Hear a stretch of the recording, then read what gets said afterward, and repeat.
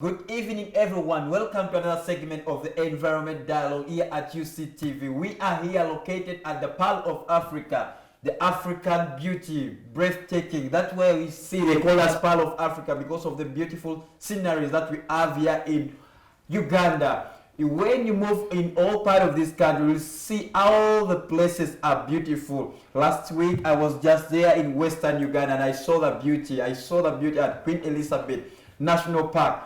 How we are trying to prevent ourselves from these endangered climate changes in the region. And the community have never taken they have never given up on conserving these natural resources that we have.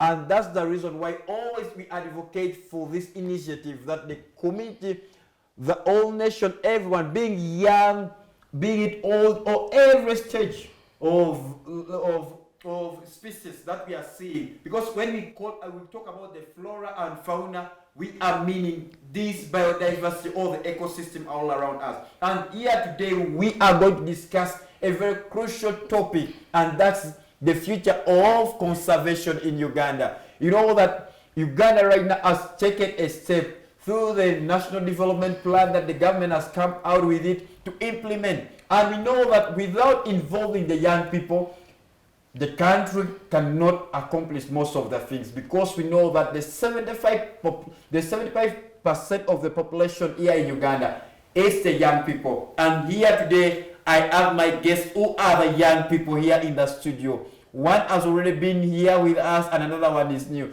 Without waste of time, before diving into the conversation, let me first give my guests time to introduce yourself. Let me start from my left. Please, you're most welcome today. Good evening, dear viewers. I'm Caroline Atim, a student at MUBS doing Bachelor of Commerce. I'm privileged to be here to represent the youth talking about the environment. I'm so passionate when it comes to things concerning the environment. Oh, a student of commerce.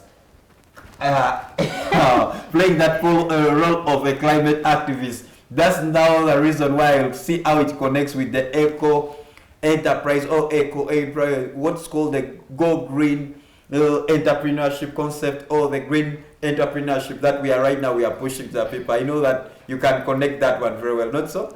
Yeah, but you talk about today, we are talking about the future of conservation, and I know that we are going to discuss that. So a person next to Atim is a person who has always been here with us. That's Latifah, Leni, the Vice President of PAWO, that's Pan-African Women Association. She has been fighting for the rights of the women, the girl child, but I know that she has also been fostering into environment as also a climate activist. Queen Latifah, hi Leni, you're most welcome. Can you say hi to the viewers? Good evening, viewers of UCTV Environmental Dialogue. My name is Leni Latifah. I'm a Pan-African youth leader and a member of the Pan-African Women's Organization. I'm as well very passionate about climate change reforms and some of the things we can do to better our environments. And I'm honored and humbled to be here. Oh, thank you. You've seen the panel. Last time I had the gentlemen. This time I have the ladies in the house who are being empowered as an activist. So today we are diving into a conversation which everyone has been embracing. We have seen very many organizations right now. They are looking into it. And that's the future of the future of Uganda's conservation. What the government is trying to say, that now that the world, the globe is moving into climate change, they are seeing that we need to embrace the climate agenda, with even the sustainable development goals is all pushing. When you look at also the SDG 13, that's climate action, it see that it's really all about environment. And that's why the government right now is calling upon every stakeholders that we need to be an advocate of this. That's the reason why you have Atim said he's a student of commerce, but he's still embracing the agenda which the government is trying to push to everyone. So the issue of conservation is not something which is for the climate activists only, but is in an initiative which does not respect any professional. So today, now that we are looking at the future of conservation in Uganda, let me come to Leni. Now, why should we really, if someone say that, why is that the government talking about conservation, Ministry of Water that saying conservation, coming up with very many initiatives in the community area? Why should we conserve our environment? If someone is to ask you, why? Thank you so much for the question. And to answer what you have said, conservation is a key factor, and it's among the key things that Uganda should put into its reforms. Why? Conservation is basically, we are dealing with the responsible management of the natural resources we have in the country. You're talking of biodiversity. We are talking of how best are we going to be able to reserve and make sure that the things that we have in our country are not polluted, or we don't have those challenges, and how best are we going to go to these communities to create awareness, to try and talk to the youth. We have challenges in terms of conservation. Like we have, government has put it among its reforms or things it wants to do. But the youth have a challenge of whereby, like Taro said, you can find a student who does commerce, but they're not interested in things of conservation. The person will clearly tell you, me, I'm a student, and I do commerce. So basically, they see that their line or field of understanding should be in relation to calculations and not what is affecting the country. So I believe conservation is something that we should take serious, and we should really do what is possible to take part in these activities that they put across the country, and maybe do some bit of research whereby we can get to know what are the challenges that are affecting most regions in the country. Okay, then thank you, Lani. Then you brought about the interest of the students. Let me come to Carol. Carol, you say like the climate conversation or discussion is something which is a very boring topic to most of the young people. You know that. Yeah. When you talk about this, now what are they speaking of? Because you know right now the Gen Zs were one what's bringing money. To what they look is money, entertainment. So now, as a student of commerce, that you've interested yourself in this field as a climate activist, how can you think that the government should interest the rest of other students or the rest of the Gen Zs, the young people, into embracing this initiative of conservation? Well, using myself as an example, most times when I tell people, because I personally, sensitization begins at individual level. Yeah. You go on telling this person, we can do this, we can do this. So me being a commerce student, they expect a lot from me, but when we are to sit down and look at what is happening in our environment, it is us to bring interest to ourselves. What do you want for your future? Yeah. How do you want to be in the next years? So if you put yourself, focusing yourself, books, life, money, yes, you want the money, but let's first bring into consideration that our future is really something we need to talk about right now. So, well, you asked me that what can the government do to bring such interest in the students? I think the government can come in, bringing in initiatives like creating up clubs within campuses or schools, institutions. Yeah. That alone can maybe attract some few. You know, numbers keep coming in one by one. If a few have been interested, those few can go in and talk to the others. That alone can bring them interest to come and we talk about the conservation of our environment, because we all need to be better tomorrow. The betterness of tomorrow starts with our activity right now and here today.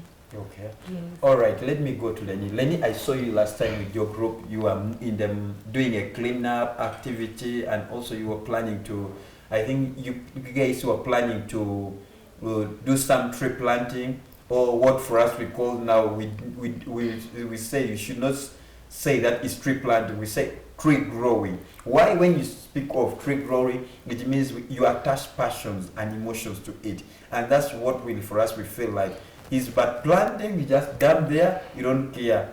If it's going to grow, let it grow. If it's not, no matter what it takes. So now as a student, she talked about opening chapters. And I've seen you people, you have opened like chapters of other women movement in different universities. How can you advise maybe other organization or maybe the government agencies out there really to approach the students? Because we see that there are very many opportunities in areas to do with the climate change or environment, which even the young people can attain it. But you find that due to ignorance, that's just say that they don't know. That's why they miss out, they don't interest themselves. So now, how can we package this message to reach out maybe to students out there, universities, secondary schools, primary schools, so that they can embrace this? How can we see? First of all, I want to correct you. The Pan-African Women's Organization, it is not a feminist movement. Yeah. We are pro-Pan-Africanism, and we preach that every youth or elder or anyone out there is supposed to love their country. Yes. You get. Loving your country comes at an individual level. That Mr. Ochero, when you love your country, that means you're going to look at what is failing my country. And one of the core values of Pan-African women, we value a lot our environment. So in valuing a lot our environment, there's different chapters that we form. Like right now, Chambogo, MUBS, MOOC, and other universities across, we are having chapters there. When we have chapters there, recently at MUBS, and Karo is also a member of the chapter at MUBS, they had a cleanup project. You have recruited, really. they had a cleanup project. And that cleanup project, it's not that we are doing it as youth to show off or something, but we are doing it to impact the society, whereby when you go to clean up in those areas, the people in those communities are able to have it as a wake-up call, that it's now time for us to start being clean. Those community projects do not involve basically just cleaning the area, removing dirt, no. When you talk of tree growing is important, because I'm not going to plant trees as a form of an event and leave the tree there. No, we have to do a follow-up and see what we planted. How is the growth rate? Are we having an impact we are doing, or we just did it for the sake of showing we are climate change activists and yet we are not doing anything? Okay.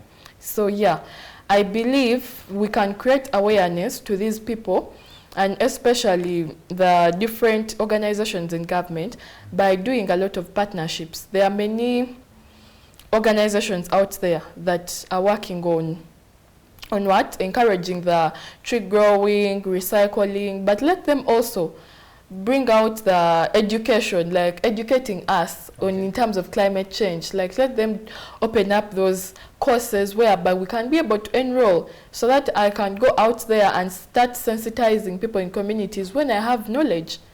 You but get. We have very many trainings right now.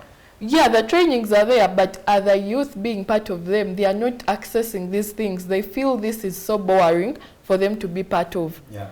But I feel if all universities or primary schools or secondary, they would enroll and put in environmental projects that are serious and even marked for, I think people would be part of this and be serious about it, and also creating awareness, whereby in home areas, if the place is so dirty or what, and people are reluctant on cleaning them, let them put out, what should I say, fines or measures for people who are not clean. Let them say that the community that is dirty, they will be arrested for whatever they are doing, to try and put out people so that they are serious about the cause of conserving the environment. Because I believe environmental conservation deals with making sure that the surroundings we are in are very clean before anything. Yeah.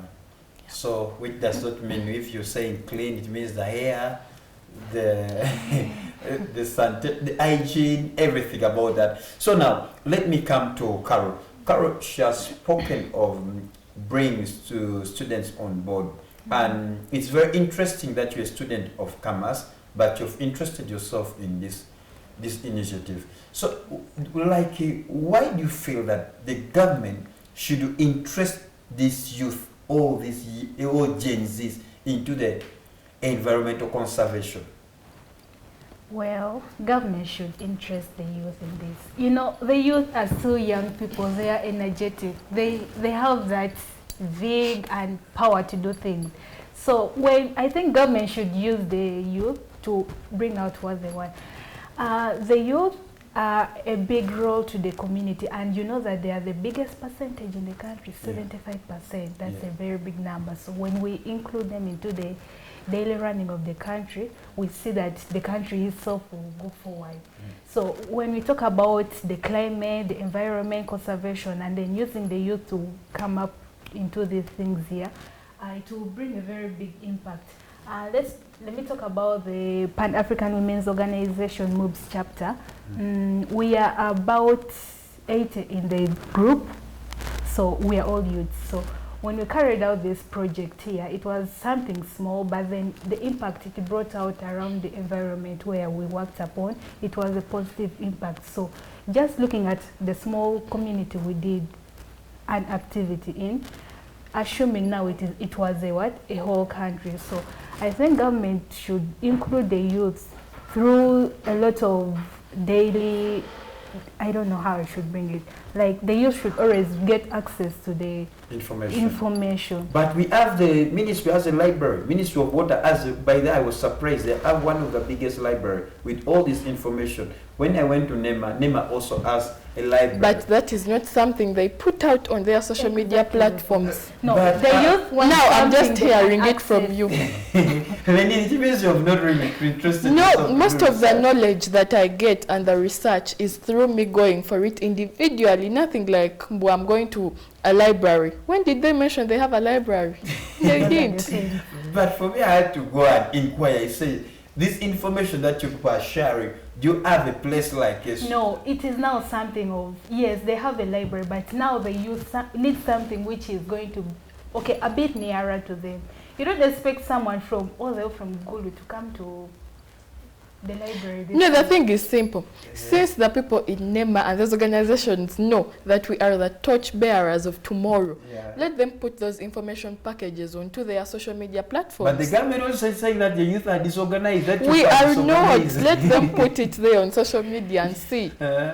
So how can you convince the government that you people, the youth, you organize and you? The reason maybe they fear even that if you take this information, the youth might take it for business, because anything nowadays in Uganda, it's a business.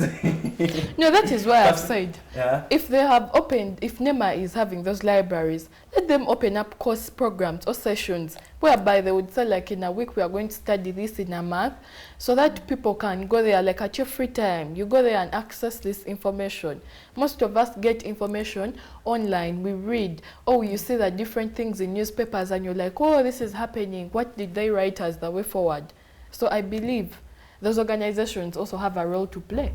It's not only the youth. But also another information is saying that most of the Ugandan youth are always in TikTok, doing things which are not even related to the interest of the government. You find that people are pleasing themselves, looking for... there is a person who was bringing it out saying that most of the youth behaviors, like when you look at the behavioral change in the community, that is all about things which are not development, things which are not developmental, things which are not really adding up to the cost which the government is pushing. And more so, they are the defaulters, they are the culprits, they are...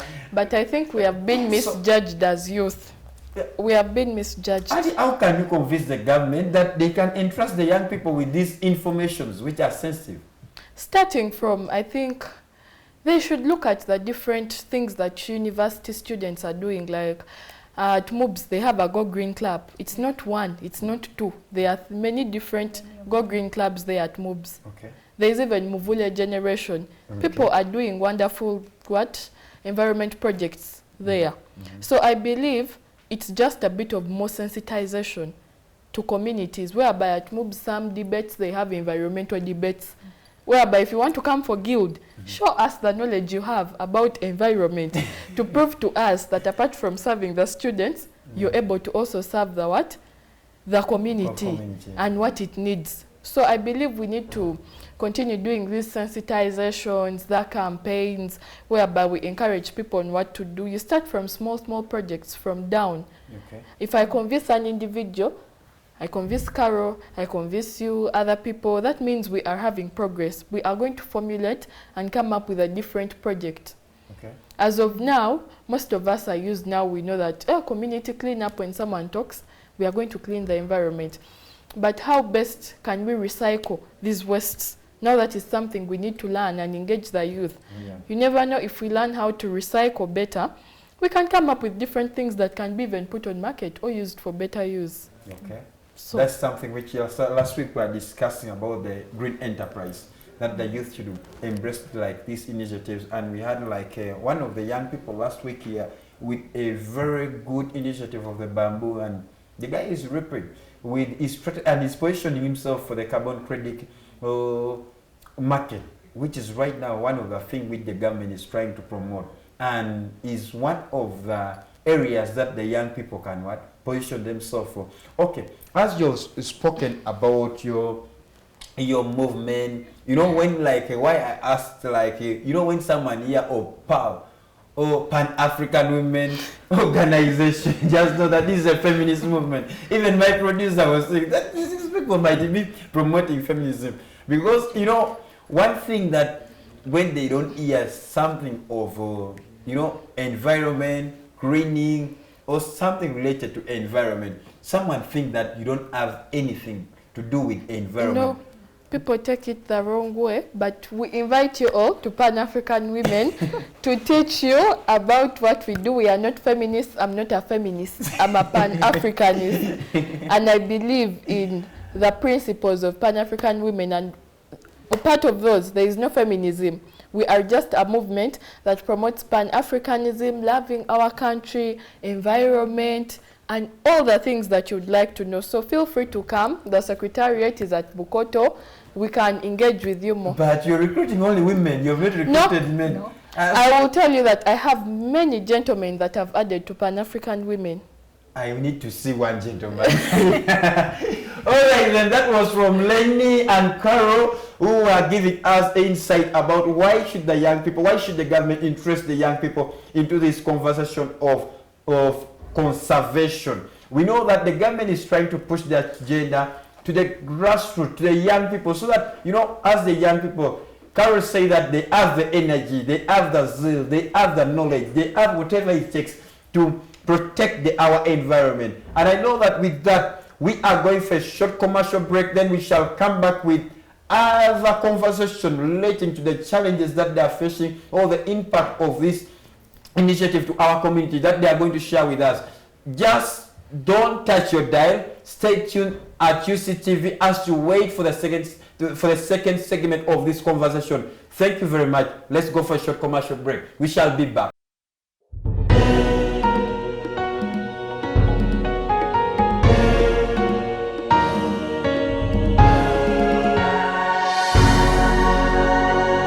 UCTV.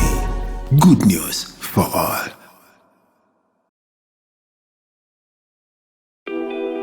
Kuleza Farm with Centenary Bank agribusiness solar loan of up to 50 million shillings for a solar-powered irrigation system on your farm. Enjoy a grace period tailored to your cash flows, and loan offer amounts from 100,000 up to 50 million Uganda shillings with flexible loan periods up to 60 months. Apply for a Centenary Bank agribusiness solar loan through our branches, agents, and enjoy a fixed interest rate of just 1.7% per month. Kuleza Farm with Centenary Bank agribusiness solar loan today and watch your farming dreams come to life. Visit any of our nearest branch today or call our toll-free line 0800 200 555 or 0800 335 344. Centenary Bank. Centenary Bank is a member of the Center Group regulated by Bank of Uganda. Customer deposits of up to 10 million shillings are protected by the Deposit Protection Fund of Uganda. Terms and conditions apply. Support the Uganda Catholic Television with MTN Momo. Step 1. Dial star 165 3 hash. Step 2. Enter merchant code 180572. Step 3. Enter any amount from 500 Uganda shillings. Step 4. Pay using MTN mobile money. Step 5. Enter PIN code and send. Step 6. You will receive a confirmation text for supporting the Uganda Catholic Television. Ronaldo down in the area, penalty! Don't miss the Sports Link on UCTV. Catch us every Monday to Friday from 3:30 to 4:30 p.m. as we take you into the thrilling world of sports in football. And Messi! Thuram! Mbappe! Saka shoot, deflects in, Arsenal have the lead! Netball, Nasanga taking the shot. And look at that exceptional steal. motorsports,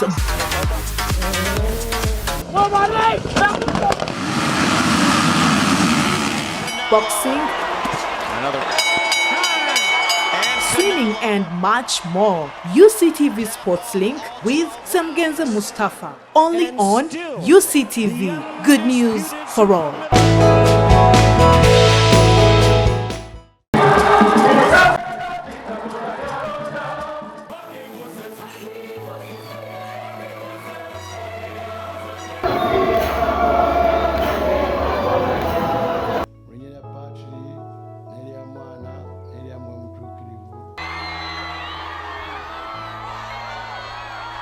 Tiene que soñar. Hello and welcome to UCTV. Welcome to Connect with Mary. You're the Alpha and the Omega. The Catholic Television. I'm Sunday Gloria Watch with UCTV News. We need people to pay for content. Bernardo Silva, Matheus Nunes, and Haaland! Swings it across to Christie.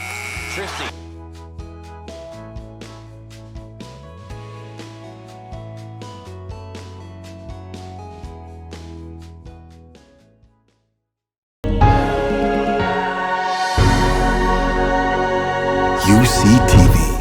Good news for all. Oh, Susanna.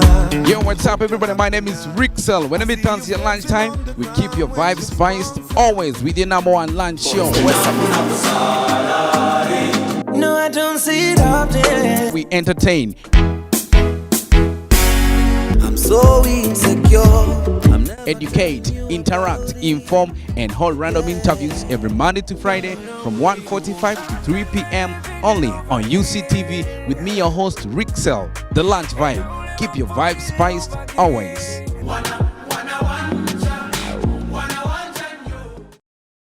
We are sister counselors. We are here to share with you about a number of topics, issues concerning human life. We have groups, can have a group of children, a group of youth, families. We also offer workshops to a variety of group of people. We go to schools, we go to parishes, to sisters' congregations. Every Monday, Saturday and Sunday. Children, how are you feeling? Are you happy? Are you being punished for nothing? The elderly, are you feeling challenged in the world? Are you rejected? Husband and wife, don't miss.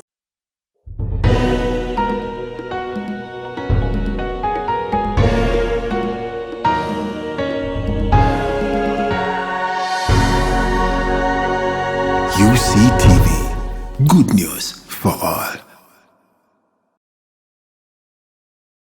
Welcome back for that short commercial break. That we are still here with you here, our dear viewers, exploring this conversation of environmental conservation here in Uganda. And you've seen really that Leni is on fire.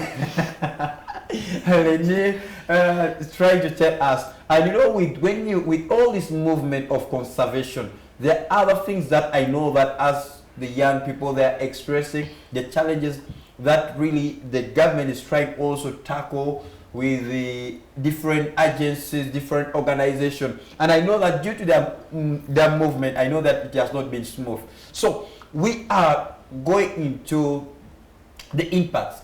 I know, Carol, let me come to Carol. Carol, I know with this movement, with the conservation effort that you people are trying as young as you are still at school, what are really the impacts of this conservation, especially to the young people, to the students, and also to the community? What are the challenges that you're seeing that really, that the young people are facing in this initiative? Yes, you know, like with everything, there is positive and negative. Yeah. I thought maybe you are just enjoying the positivity only. There's nothing of the sort. Everything has a challenge, but of course, we have to tackle those challenges down and then make it a smooth run for everyone. Yeah. So basically, with the conservation, the challenges may be there, but of course, a few negative effects. From what? From the students or from the youth? The youth, like attitude. The attitude. Attitude is so bad, so low. So mindset. In fact, it is a mindset. It makes it so challenging for us who are trying to make the drive, making sure that our tomorrow is okay. But then, when you're talking to somebody and then someone is giving you this eye, are you okay? Is this something that is going to bring food to my table? Like, is it something that is, how beneficial is it to me? But not knowing that we are really fighting to ensure that we have a better tomorrow. So I don't know how we are going to tackle the issue of mindset from the youths, but it is really something that has really cropped up in everyone's mind, that they need something which brings immediate solution. The youths. Yet they are the ones we need in this race as per now. Yeah, so the mindset of the youth has really become... I know Leni has been moving, maybe mobilizing them for cleanup.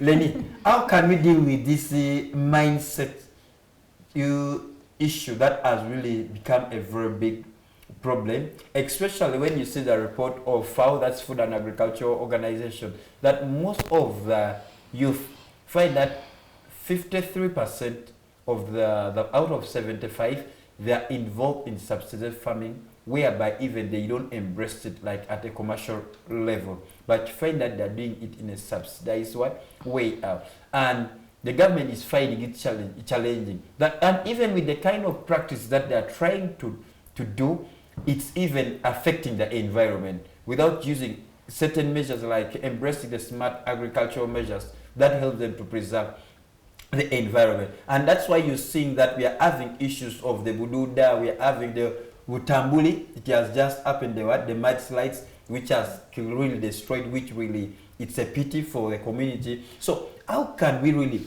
bring this youth on board and we change their mindset? I think the first step in everything I will say is a safe environment equals to a cleaner future. Yeah.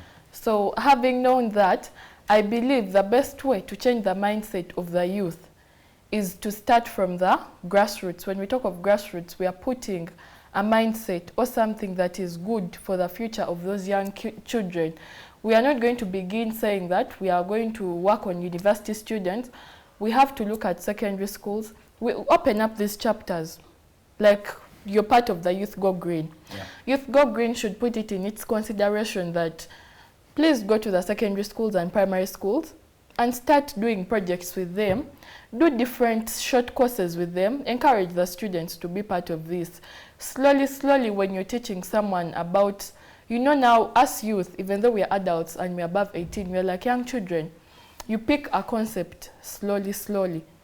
Okay. It's not like today I'm going to come to you and tell you, now this is in regards to maybe a political party, I want you to come. I want to recruit you to be part of this party. You're not going to change today, but it's something that builds up. It's a gradual process. It's a gradual process. So I believe if we do a bit of sensitization of every day, whereby I come, I tell you, do you know that if we do recycling and do this and this, we are able to impact the society in this way.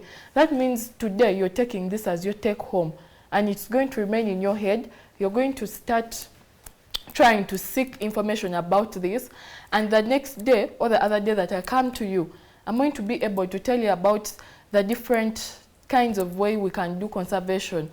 For example, maybe now we are talking about conserving the environment here where people stay, but what of the wild reserves? How best are we conserving those areas? How are we being able to curb those who are trying to do the poaching, who are trying to do those illegal wildlife trade? Yeah. So we have to set measures whereby, apart from us conserving our environment where humans stay on, what of the wild reserves? How are we also dealing with other areas like now these forests they cut trees all the time. What are the best measures we are going to be doing? Those are the things you should tell the youth. The youth will know that, oh, I have to conserve my environment, but how are they conserving the wild reserves? You get? Yeah. This involves teaching the people, even those who work in the wild reserves, forestal areas, how best are we going to change their mindsets and make sure that these people gain more information. You get? Yeah. So I believe mindset change is a gradual process. It takes time.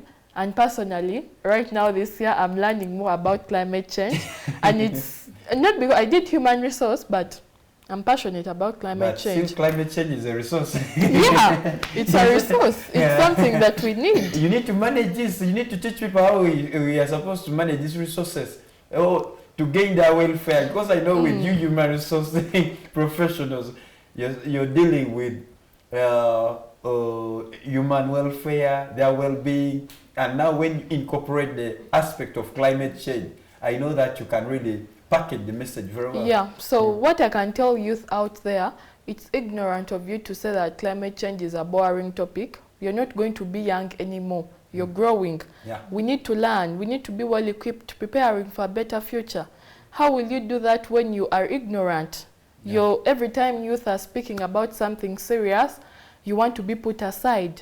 You don't want to be part of this. Now, for example, you might say that maybe Pan-African women, we preach feminism or what, but I preach Pan-Africanism, the gospel. That means you're going to love your country. Yeah. When I come on individual basis, that means in Pan-Africanism, as much as it is wide, there is one thing you will pick from it. You will be a Pan-Africanist at heart, but you will say, this is what I love about my country, and you're going to make it better. So I encourage the youth out there to be part of these environment projects. So, okay, thank you, Leni. Carol, where do you people get the money from? From planting trees, doing all this movement? Because I understand that, especially with this initiative or doing all these activities, it involves some finances. Yeah. So as young people, you don't expect they don't know that maybe you're getting some grant from PAWO, you're getting from other people. So how do you people get all these finances to support like the movement to promote all this conservation initiative in different communities? Well, basically for our case. Oh, you are donors yourself. Could be either way. So, you know, like when a group of passionate people come together, they're ready to do anything. So me, Leni, with some other colleagues, when we want to carry out a project, we make it upon ourselves. Like we just want to bring out to the youth that you can go ahead and do something, even when you don't have the resource. So we come together, sit in, and then make a budget within us, and then we do it. And you start squeezing one another to So let them learn from us that no situation should stop you from achieving what you want. Okay. Yeah. So have you people like tried to bring other organizations on board like NFA, NEMA, Ministry of Water, or I've just recently even realized that URA fund the youth-led projects which is related to climate change. So have you people like trying to reach out to these different stakeholders to come on board, or you are still doing it as a Pan-African, the love for one another? Good enough, Ochero, you're from Youth Go Green, in charge of partnerships. Now, next year we are coming for partnerships. Good enough, we are with you, who is from Youth Go Green. That is the first partnership. So that you stop saying we are into feminism, you will start talking to many of them, and you will know that most of them are just passionate leaders who want to bring change to the country. So we believe next year we shall be doing partnerships, and we have many community projects coming up next year.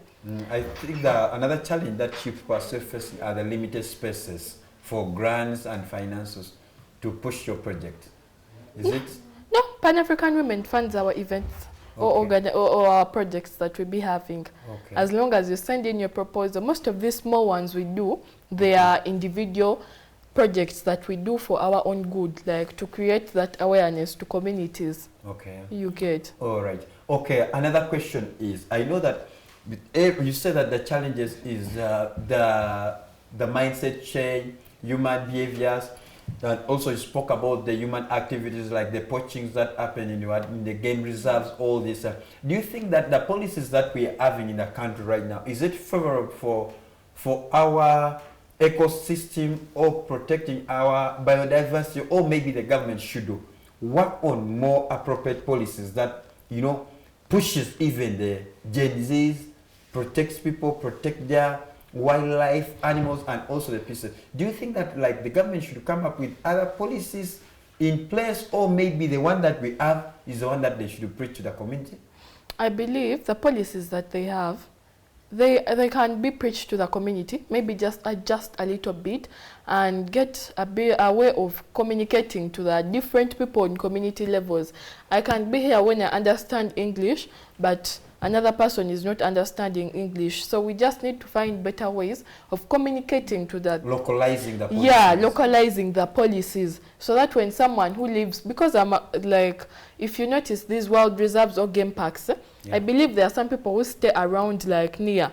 So how best are you going to communicate to them like on a local basis and make them understand that here, when we have these wild game parks or something like that, these are the measures you should take or what. Some people don't mind, and when the problems come in, they're going to blame the government. The government. You get. Government at Tuyambe even. Government at Tuyambe. And I know some communities now where they get those landslides.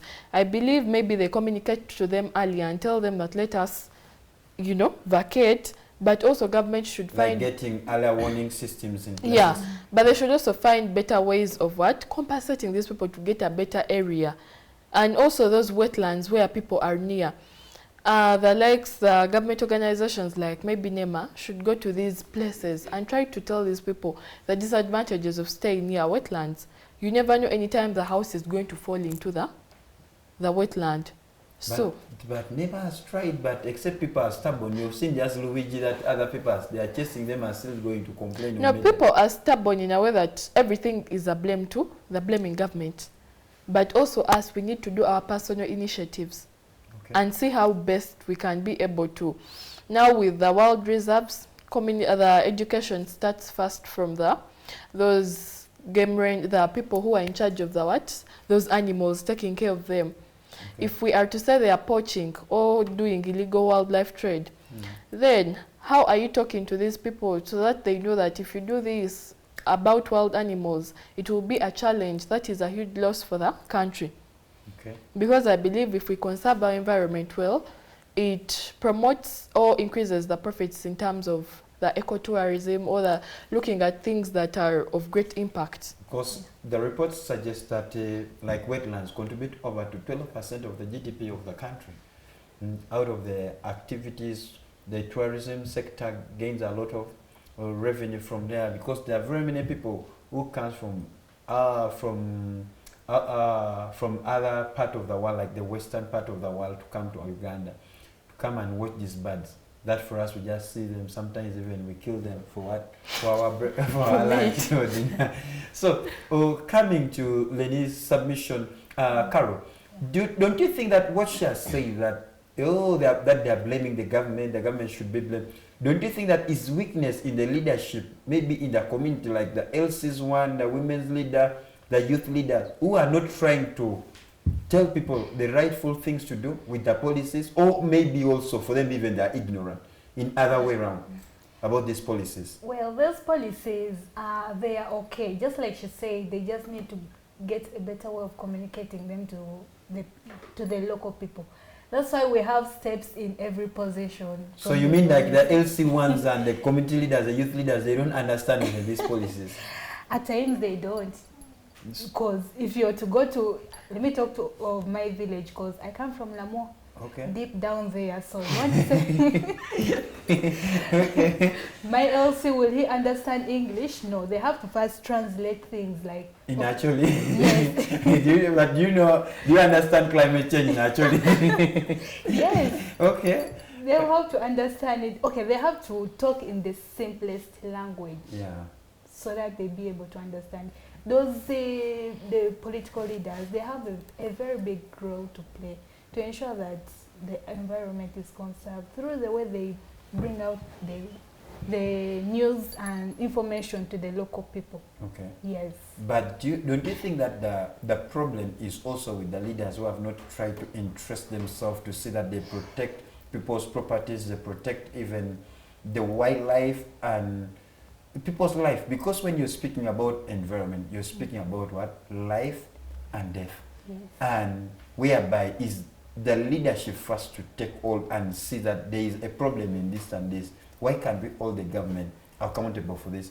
Like now, for the experience with Luigi, Luera, you see that these are leaders who are seeing what's taking place, but they are quiet until another arm of the government comes in place and takes action. So where is the problem really? Is it with the leadership or with the government which is not also trying to empower these leaders? Where is the problem? Is it with the government who is not even empowering the leaders, or maybe the leaders are not even showing up the interest in embracing these policies? Well, personally, I think the problem would be with what? They've gotten their position, so what else do they need? So they already have their interests at hand. Which interest? Their personal interests. So, you know, most political leaders in those areas, they like encourage so much of people. You're voting for your people. 2026 is coming.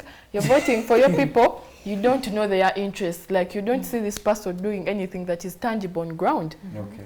And I encourage that those political leaders you're telling to do something, what have they done for their communities? You will tell them, they'll say, okay, and they'll go back and sit because they already are handling their interests. They are getting what they wanted. So vote someone or put someone into place when you see that they are considering the 3 key values of maybe environment protection, they are caring for the people's rights, safety and all that. Yeah. Not looking at someone because you look at a party. Don't look at fish today. No, I believe youth these days are also polluted. You're having it in mind that if this one gives me money, that is the person I'm supposed to vote. No. So I believe youth, you're supposed to go or encourage people in communities without expecting money of tomorrow work. Okay. You're putting something, you're building a brick for tomorrow. So I believe those leaders, you should be authentic about the leaders you vote so that they can be able to promote these values we want in different districts, counties, and the divisions. Okay.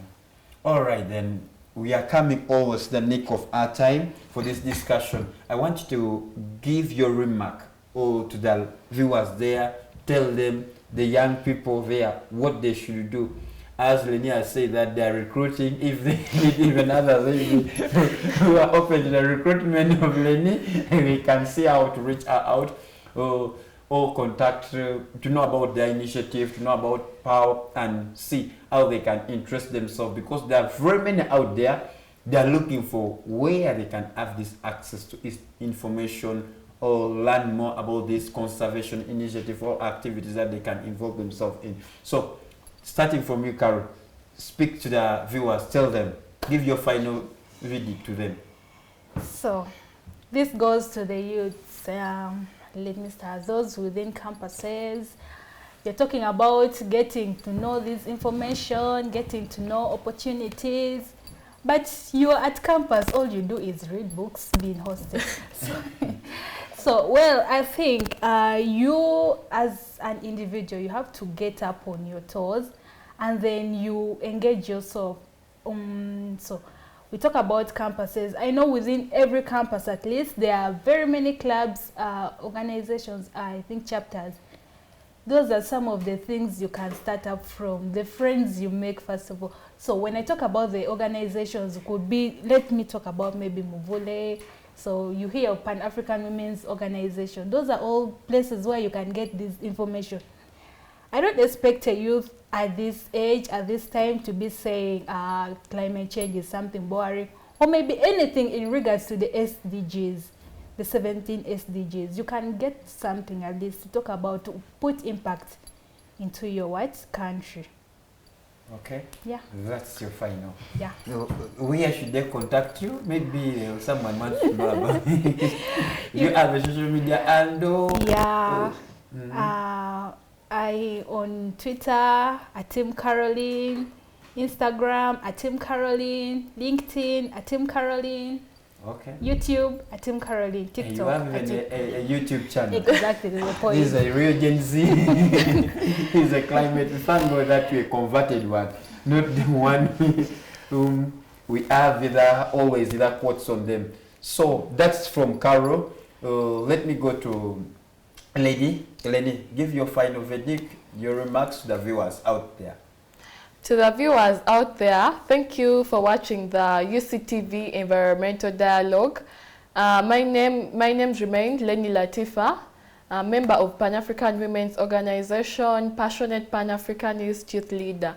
My final remark to you all is that let's encourage and be out there, promote this climate change education. It's not for only us, it's for everyone.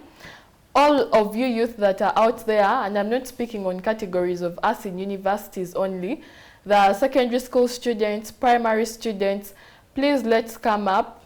Let's come for the change, for the environment, conserve this environment. Let's promote this gospel, preach that we need to have a safe environment, otherwise it's our country that will rot. So youth out there, please engage into these climate change projects. Be part of the different Go Green clubs that encourage or impact a better country. Thank you.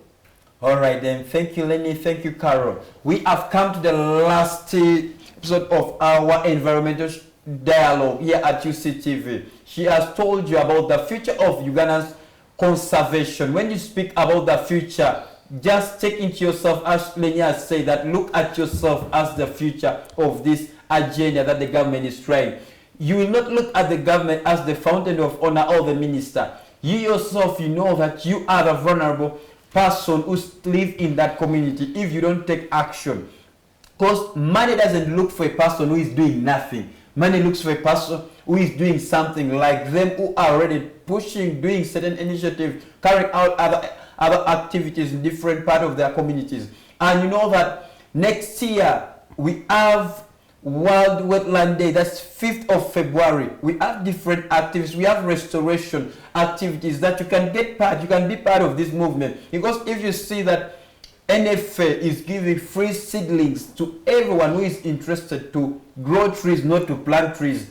Ministry Roofings is also giving these indigenous fruit seedlings to you if you want to plant avocado, if you want to plant different fruits that you know that you need to plant in, to grow in your community. You can reach out to them, they can support you. And even apart from that, we have what's called Uganda Water and Environmental Week, which is also next year. It's a 3-month full of activities that we have dialogue with the community, we have the students debate, we have restoration activities within different parts of the regions here in Uganda. It's a youth movement which is led by Youth Go Green. You can interest yourself in some of these. Come at the conference, the National Dialogue Conference that always Caritas is part of it, Ministry of Water, NEMAC is part of this. You will learn most of this initiative, because I know that maybe someone out there is saying that the language which Carol and Leni are speaking, I'm not really getting it. I don't know what are they meaning, but it's about interesting yourself.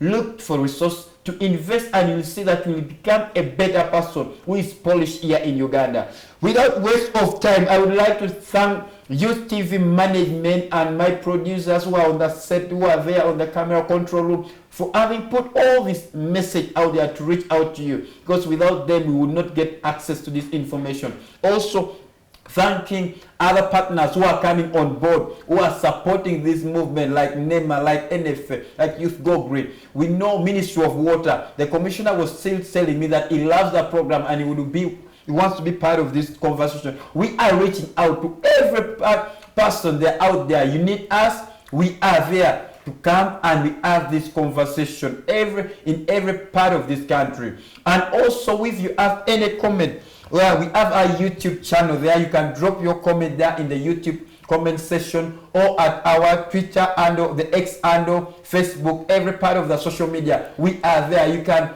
send us your message. You can like it, share the message, because when you like this message, you share this message, the message will be able to reach out to every part of every other person or stakeholder within this country, and even people out there, they will be at least following our conversation every week. So without waste of time, I remain Dickens Ochero, the host of the UCTV Environmental Dialogue, every Wednesday starting from 8 to 9. Then on YouTube, you can follow us from 9 to 10. Thank you very much. See you next time. God bless you.